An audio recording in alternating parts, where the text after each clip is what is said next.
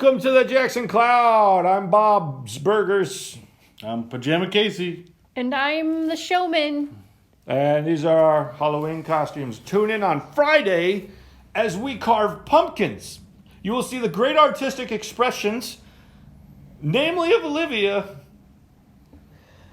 Pretty much, yep. But we'll carve them too. And fail epically. Indubitably.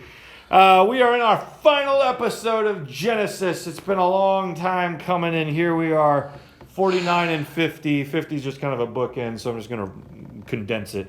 But in 49, Jacob goes on to bless all of his sons because he's on his deathbed. He's ready to die. So he brings them all together. He's about to breathe his last. And he says, "Assemble, avengers, and listen, O sons of Jacob." That's not that. Listen to Israel, your father. He brings up Reuben. He's the firstborn. He's the first child that he had between any of his wives / concubines. And he doesn't give Reuben the greatest blessing, which is not that shocking if you're used to the...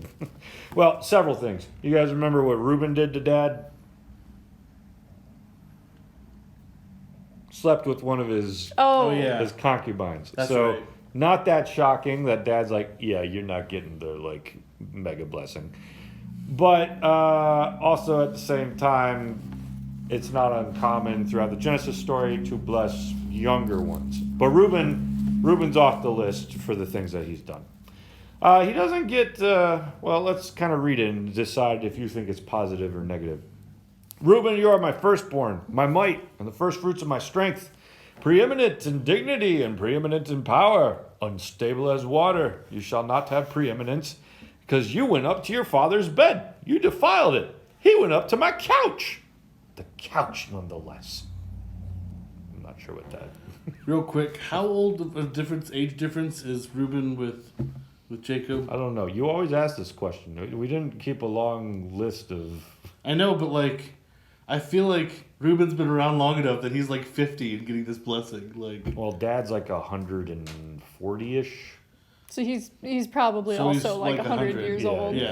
yeah. So I'm just like, you're blessing an old man? Like, most of his life has happened. Like, what could you bless at this point? But we need to be thinking, too, this is the end of Genesis. What's coming in future books? Lots of things are coming in future books. What do you mean? There's a lot of future books. Why might this book be zooming in on words to define these 12 children? Because you're trying to, like, categorize the 12 tribes of Judah. It's prophetic foreshadowing, right? This is Genesis, the end of the book, but he brings them all together to, he says this, "Gather yourselves together that I may tell you what shall happen to you in the days to come." So in each one of these prophetic words, there is also like a statement about here's what your tribe is going to turn into.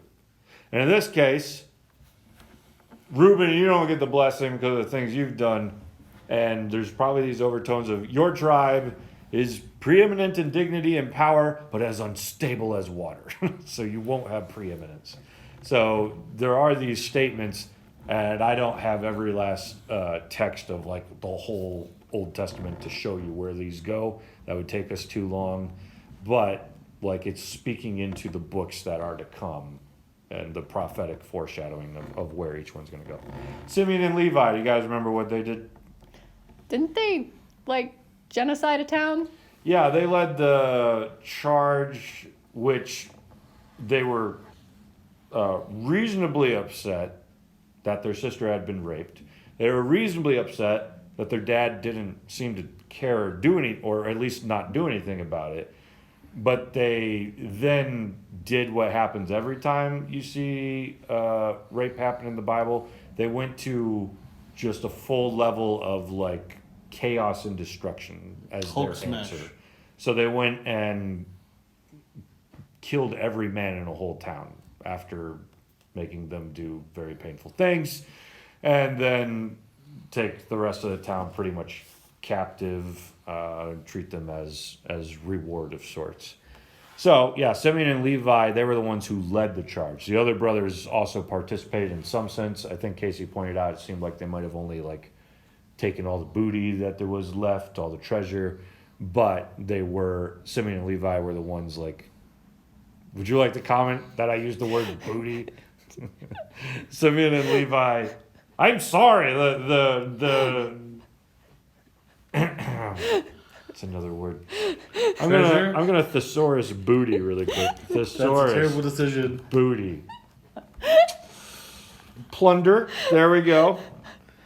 Takings, wingings, swag, prize, or more appropriately to what we actually see, pillage. Right? It was probably more like taking your stuff. Anyways. Simeon and Levi, a lot of people, if you'll remember when we did this episode about Dinah, it's an episode we did called Atrocity to Atrocity. When we did that episode, we pointed out, like, people will read stories like this and just think, like, oh, yeah, that was appropriate. Just go and kill. God was into that. Right here, we're seeing in this story, like, no, even Jacob's calling out, like, you guys, you killed a whole town. Like, that's not the way that you respond to anything. So you can't read that story and be like, that was an appropriate reaction. Simeon and Levi are brothers. Jacob's about to condemn what they did. Weapons of violence are their swords. Let my soul come not into their counsel, right? Don't let them make decisions about things. Oh, my glory be not joined to their company, for in their anger they killed men, and in their willfulness they hamstrung oxen. Anybody want to explain why that matters? Go ahead, Olivia. I don't know what that means. Hamstrung. Actually, yeah, I do want to. I know where this is going, but do you know what hamstrung means? Like, I think it was like to Like, give a hindrance to. is this or like give if I pull my hamstring? No, like it would be giving a hindrance to, or like a, what is that called? It's like crippling. Right. Yeah. So when you like pull your hamstring, Right. then you can't what? You can't walk super well anymore. Right. Right. You have to limp. Yeah. So this is what they did: is they crippled the animals. They pulled their hamstrings. Or as it said, hamstrung the oxen. Oxen, in ancient times, like, that's your cream of the crop when it comes to getting. It's tractors. You know, it's how you get all your farming done. So not only do they like take all, like, destroy this village, but then they like mess with their tractors. They poured E85 into their diesel engines, and now they can't run right anymore. Why? Why do my analogies always get a face palm? I'm just trying to be like Casey. Casey's analogies also always get a face palm. From you, From you. I just laugh at your face. I don't face palm you. Anyway, I would think more as if it would be like shutting off electricity to a town. Like they could can still move. I guess you can if you pour the wrong. Olivia, third analogy, go. They hamstrung the oxen. Well, that's a fine analogy because that's what happened, but that's like a direct analogy. That's not an analogy at that point. They crippled them. They can no longer do all the work that they need to do because the oxen are limping, right? Okay. Cursed be their anger, for it is fierce, and their wrath, for it is cruel. I will divide them in Jacob and scatter them in Israel. You think positive or negative? Pretty negative. Very negative. Sounds positive to me. So anyone who just reads the story of how, like, oh yeah, they killed a whole town, like God used them to do that. Absolutely not. And here's Jacob himself saying, what the heck was wrong with you guys? You know, like, I hope I don't end up in your council room. These are the decisions you make, idiots. All right. Judah, your brothers shall praise you. Seem positive or negative? That's positive so far. Your hand shall be on the neck of your enemies. That sounds weird. Yeah, but I guess if you're thinking like you're going to win battles or whatever. Your father's son shall bow down before you. Judah is a lion's cub. Is that, okay, those two words together. Feeling familiar? Any Christian lingo you're feeling? I mean, lions are often used throughout the Bible. What does Simba have to do with any of this? Lion of... Judah. Yeah. This is where this comes from, right here. Is that Judah is prophesied to be a lion's cub. So, Lion of Judah, that phrase, which we're going to find in Revelation, looking back at this is where it comes from. So when you see that, or you think of like Aslan, these kinds of different themes, a lot of that comes birthed out of way back when in the Bible. Judah is a lion's cub from the prey, my son, you have gone up. He stooped down, he crouched as a lion, and as a lioness, who dares to rouse him? The scepter shall not depart from Judah. What's scepters for? Royalty? Royalty, yep, leadership. Nor the ruler's staff from between his feet, until tribute comes to him. And to him shall be the obedience of the peoples. Blinding his fall to the vine, and his donkey's colt to the choice vine. He has washed his garments in wine, and his vesture in the blood of grapes. His eyes are darker than wine, and his teeth whiter than milk. Okay, there's a lot of poetry there, but essentially it's just saying, like, you know, your land is going to be so lush, like, if your donkeys trample the grapes, big deal. You got plenty to go off of. Also, you're going to be so rich. You know in those, like, weird movies where, like,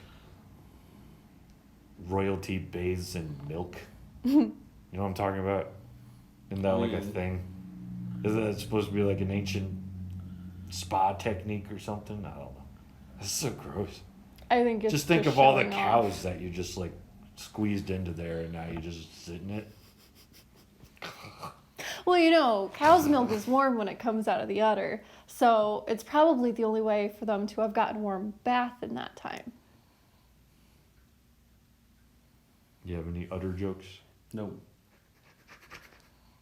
We should just move on. Ooh, that was utterly embarrassing. How many times are you going to try to use the word utter in a sentence?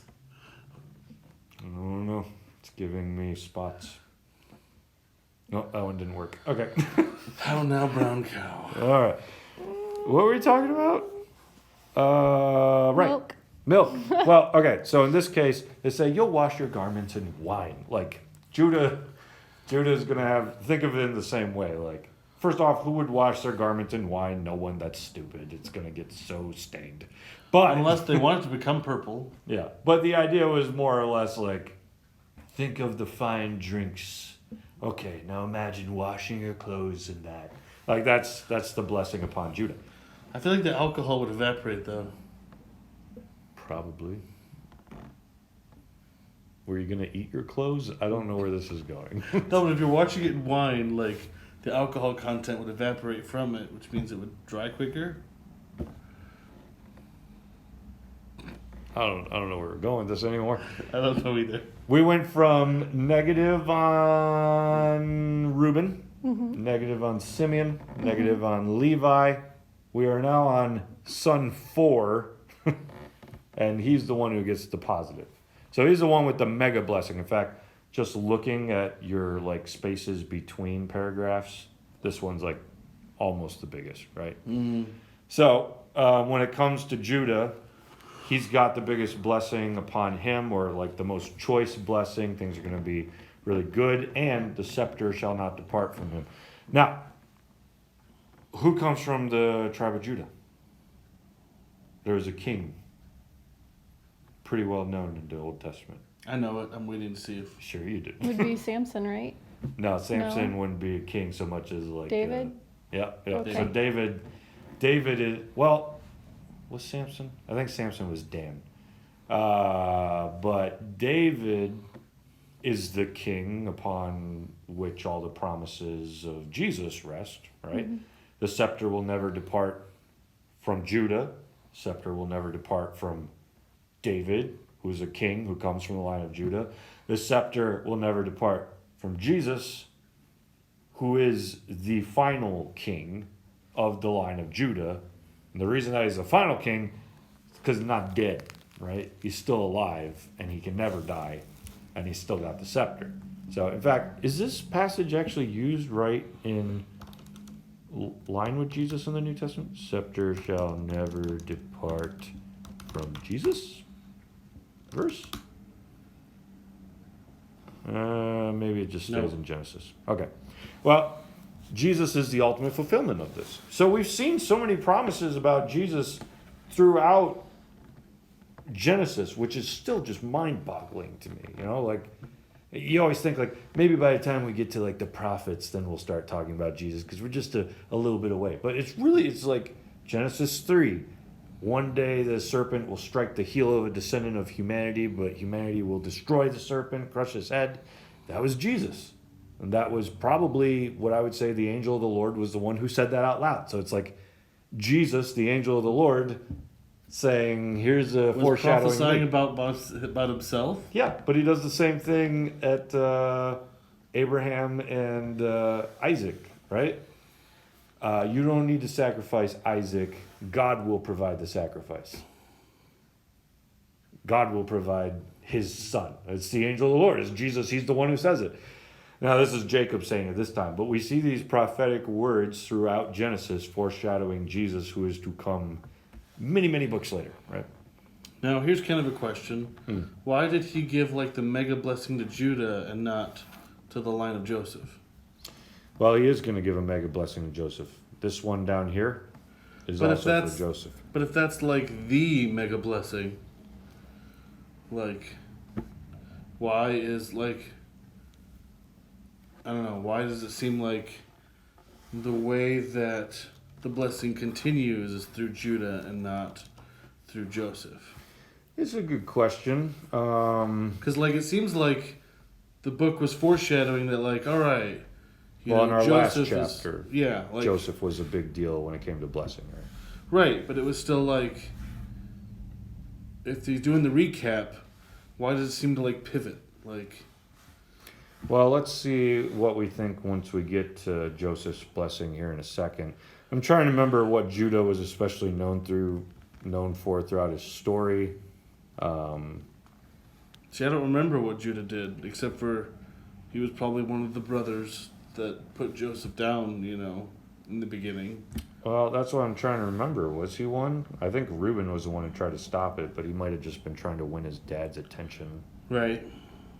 Since he messed everything up with Dad.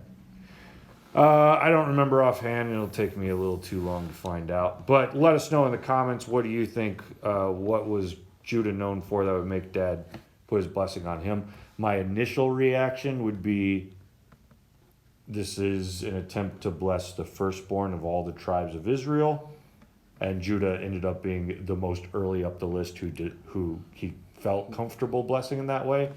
But that would be the mad irony, since the Bible's always looking for, like, the younger one to bless, right? Right. Well, like, I mean, was Judah even? I mean, we know he wasn't Rachel's, because that was Joseph and Benjamin.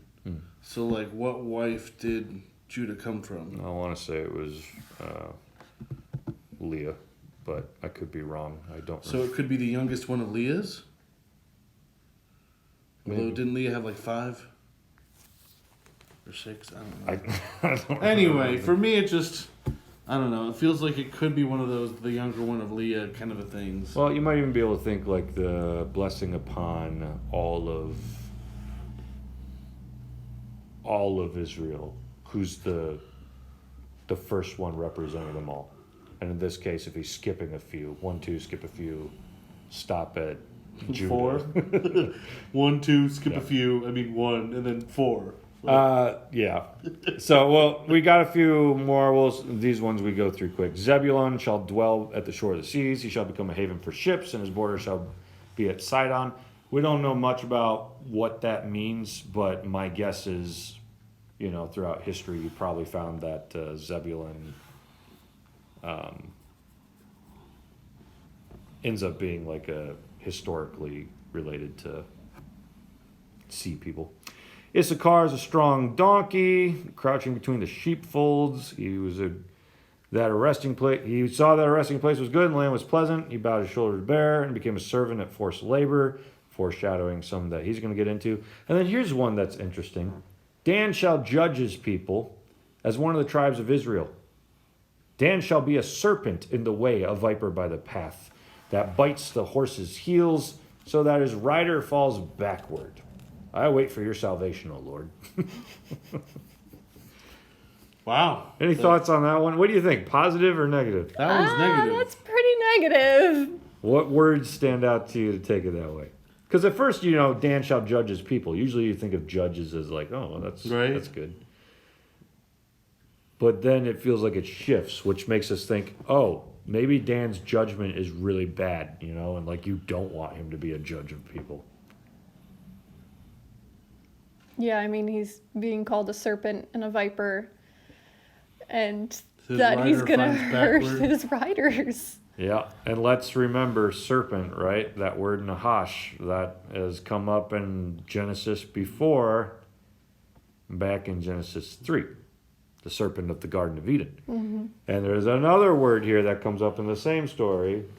The serpent is going to have his head, the serpent's going to strike the heel of basically the Messiah who is to come.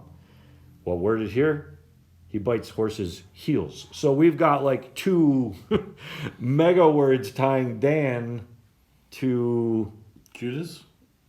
Well, okay, so that's an interesting thought. I don't know what tribe Judas was of, and if they're trying to pull any connections there. But I will say this is intriguing. The list of the 12 tribes in Revelation, Dan isn't in it. In fact, I kind of want to go there really quick. 12 tribes of Revelation. Revelation 7.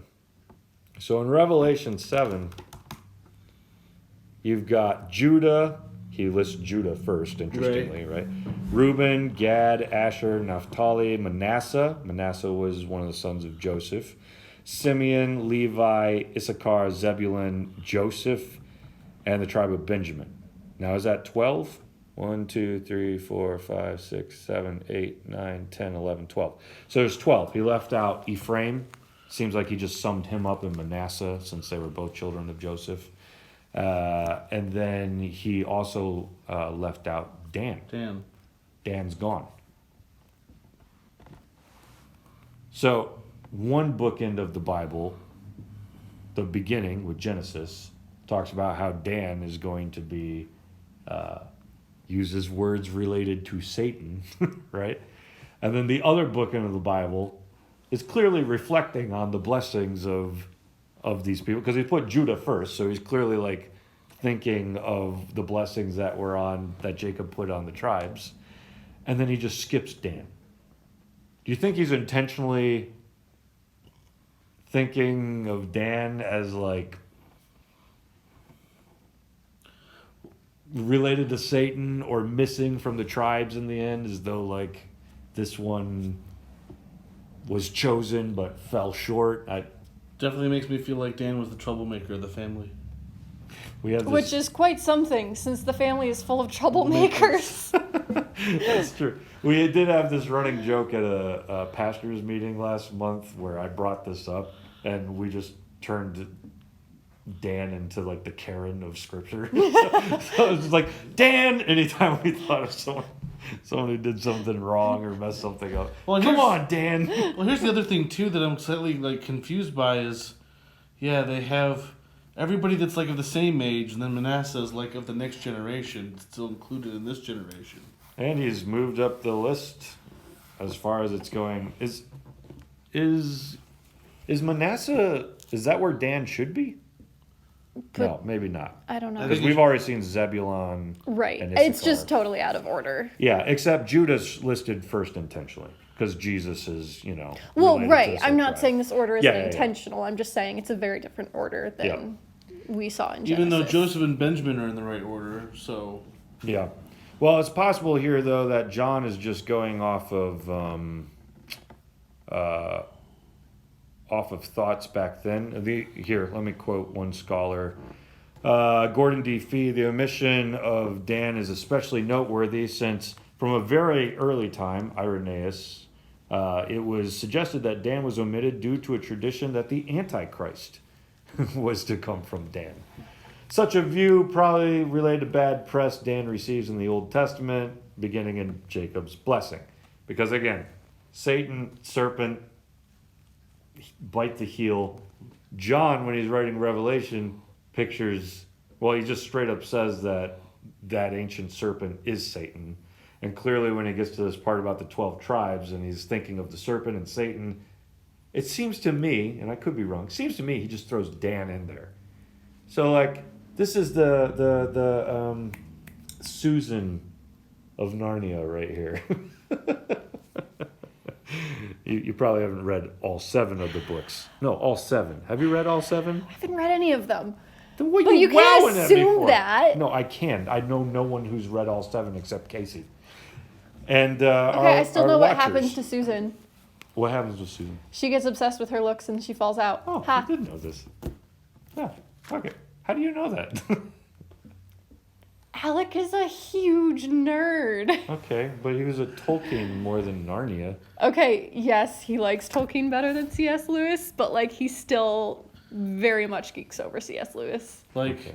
it would be like when he runs into Tolkien stuff, C.S. Lewis, like, holds him over to when there's more Tolkien stuff. Whereas I'm the opposite. But, like, as evidenced by all my C.S. Lewis books and pictures over there. Anyways, Dan's missing. Think of it like Susan, right? There was a bunch of people who were chosen to become Narnians, to go and save and bring about blessing. And one of them in the end bit people's heels. I don't know. I'm just going with the flow here. But I did want to point that out because it's interesting what the Bible does with it. And if it's even more interesting to me if John is possibly suggesting that the Antichrist comes from Dan, that should be like a powerful warning, I feel like, to us. Because we always think of the Antichrist as like coming from the secular world, you know? Like, one day a true atheist among atheists will rise up and destroy Christianity. Whereas it's possible here where John's like, Dan. Dang it, Dan! Why is it always Dan? So Dan's the one who possibly rises up here, and your worst enemy becomes the one among you. I still can't get over the idea of thinking that like it's like a Karen. Like, I still can't get over that. Though the one who should be on the in ends up being the one who's so far on the out that they're like actually an opponent to God. Possibly, if that's what we're doing here. Okay, so I want to draw attention to that one. The other ones are quick. Raiders shall raid Gad, not happy there. Asher's food shall be rich, and he shall yield royal delicacies. Possibly good, maybe. Naphtali is a doe let loose that bears beautiful fawns. Okay, sure. And then Joseph gets another long one. Joseph's a fruitful bough. Is that pronounced that way? Bow, burr. Fruitful bough by a spring, his branches run over the wall. The archers bitterly attacked him, shot at him, and harassed him severely. Yet his bow remained unmoved. What is that poetic for? His story, right? Is that everyone tried to mess him up, and yet he remained strong. His arms were made agile by the hands of the mighty one of Jacob. From there is a shepherd, the stone of Israel.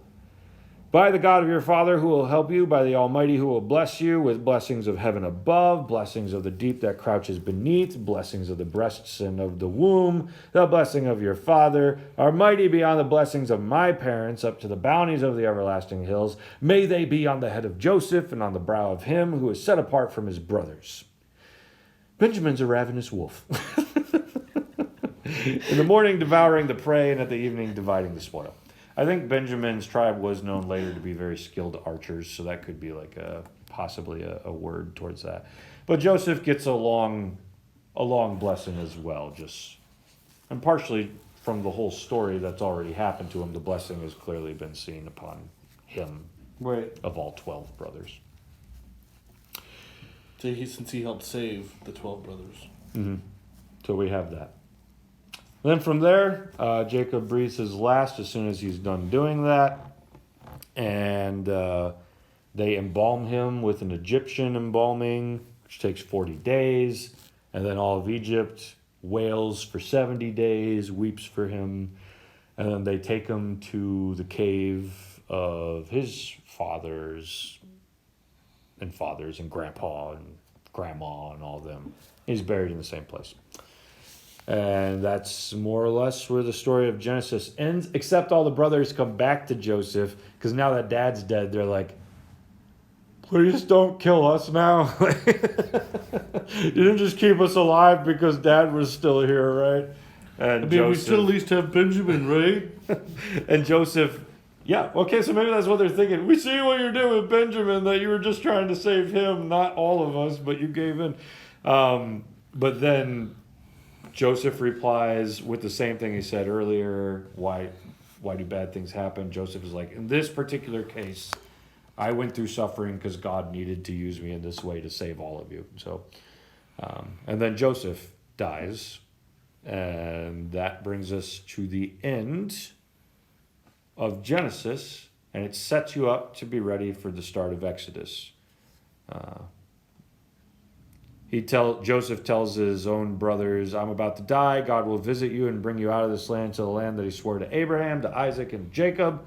Then Joseph made the sons of Israel swear, saying, God will surely visit you, and you shall carry up my bones from here. So Joseph died, being 110 years old. They embalmed him, and he was put in a coffin in Egypt. And the next book starts in Egypt, where everybody who is Hebrew is now slaves. And the new Pharaoh has forgotten all about Joseph, knows nothing about him, and is persecuting the Hebrews among him. And this is where God rises up to save his people. And so the next book is a book of liberation, picking up, how long later is that? I want to say a few hundred years, but that number escapes me at the moment. Any last thoughts before we wrap up?